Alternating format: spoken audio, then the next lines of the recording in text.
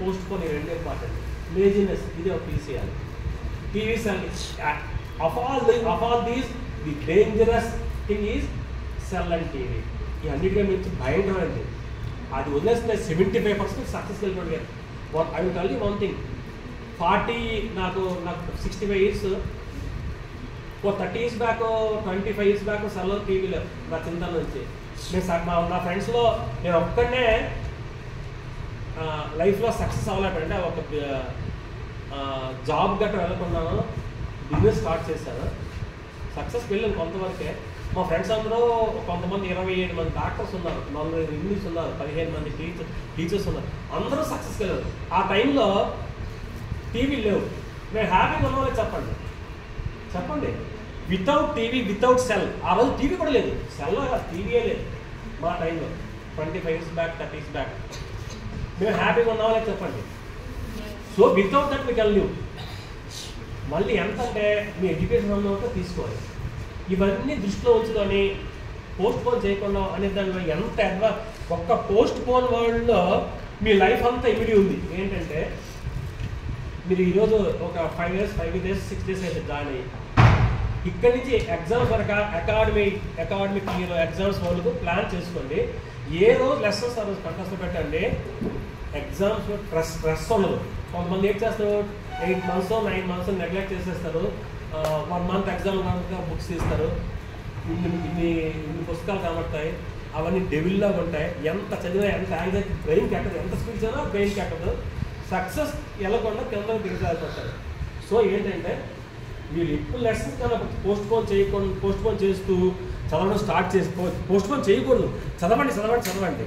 అలాగా 8 సంవత్సరాల తర్వాత మీరు ఉద్యోగం చేసుకుంటారు, మ్యారేజ్ అయిపోతే 50 సంవత్సరాలు 60 సంవత్సరాలు మీరు ఏమైనా లెసన్స్ చేస్తారా, ఏబీసీలు నేర్చుకుంటారా, ఏమైనా మీ ప్రోగ్రామ్ బుక్స్ చదువుతారు, 10th class బుక్స్ చదువుతారా, 25 సంవత్సరాల వయసు వచ్చి లైఫ్ సెటిల్ ఉంటుంది, ఇంటర్మీడియట్ బుక్స్ తీయమని చదువుతారా, చదవరు అక్కర్లేదు. సో ఇది టైం. ఈ టైం యూటిలైజ్ చేసుకొని మీ లైఫ్ ప్రూఫ్ఫుల్ చేసుకోండి. అది పోస్ట్ పోన్ గురించి. తర్వాత ఒక చిన్న అమ్మాయిలు ఉన్నారు కాబట్టి మీ అందరికి ఇంపార్టెంట్ ఒక స్టోరీ చెప్తాను. ఈ స్టోరీలో 5 ఆన్సర్స్ ఉన్నాయి, మీరు చెప్పాలి. చెప్తారా? ఇందా చెప్పాను కదా మీకు 6th class పిల్లలకు ఒక క్లాస్ తీసుకున్నానే, ఆ 6 అద్భుతంగా చెప్పారు. ఇది చెప్పే ముందు ఒక చిన్న క్వశ్చన్ వేస్తాను. ఈ కాన్సెప్ట్ ముందు వస్తుంది. మిల్క్లో ఏముంది చెప్పండి. మిల్క్ ఏంటంటే ఇంకా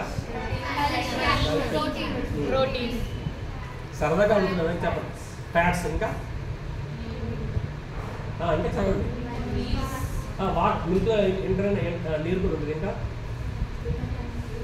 విటమిన్స్ ఉంటాయి, ఇంకా వాటర్, ఇంకా చెప్పాలి, మినరల్స్ ఉంటాయి, ఇంకా కరెక్ట్, ఇంకా చెప్పాలి, ఇంకా ఉంటాయి. నేను చెప్పండి రా. మిల్క్లో ఇంటర్నల్గా మజ్జిగ చేయొచ్చు, వెన్న చేయొచ్చు, పెరుగు చేయొచ్చు, నెయ్యి చేయొచ్చు. ఇంకా 4 ఉన్నాయి చెప్పండి. పన్నీర్ చేయొచ్చు. ఇంకా మిల్క్లో మీరు నా క్వశ్చన్ ఆలోచించండి. మిల్క్లో ఏదైతే ఉన్నాయో అడిగాను చెప్పండి. మళ్ళీ ఆలోచించి చెప్పండి. ఇంకో 4 ఉన్నాయి. టీ చేసుకోవచ్చు. అలా చెప్తే ఇండికేట్స్ 8 రకాల మిల్క్తో 1000 రకాల స్వీట్స్ చేయొచ్చు, 1000 రకాల డ్రింక్స్ తయారు చెప్పలేదు. సరే నేను చెప్తాను సరదాగా జోక్ ఇది. మిల్క్లో MILలో M ఉంది, I ఉంది, L ఉంది కదా. సరే ఇంకొక పాయింట్ నేను చెప్తాను చూడండి. తల్లి ప్రాణాలు చిన్న పాయింట్ చెప్తాను చూడండి. సింపుల్గా మీకు సరదాగా టైం పాస్ అంటే మంచిది ఉంది, ఇది టైం పాస్ అవ్వాలి. ఒక అబ్బాయి సంవత్సరం అబ్బాయి పుట్టాడు. వాళ్ళ పేరెంట్స్ ఏం చేశారంటే యాత్ర వాళ్ళతో వచ్చి పక్కింటి వాళ్ళకి మీరు ఉంచండి. అప్పుడు యాత్ర వెళ్తే 5 సంవత్సరాలు 10 సంవత్సరాలు అయిపోయింది, ఎక్కడికో వెళ్ళాలి. మీరు జాగ్రత్త చూడండి అంటే ఆ అబ్బాయికి 5 సంవత్సరాల వయసు వచ్చింది. ఈ పేరెంట్స్ వచ్చారు, మా పిల్లల్ని ఇచ్చిమన్నారు. వాళ్ళు ఏమంటారు, మా పిల్లలు అంటారు, వీళ్ళు మీ పిల్లలు అంటారు.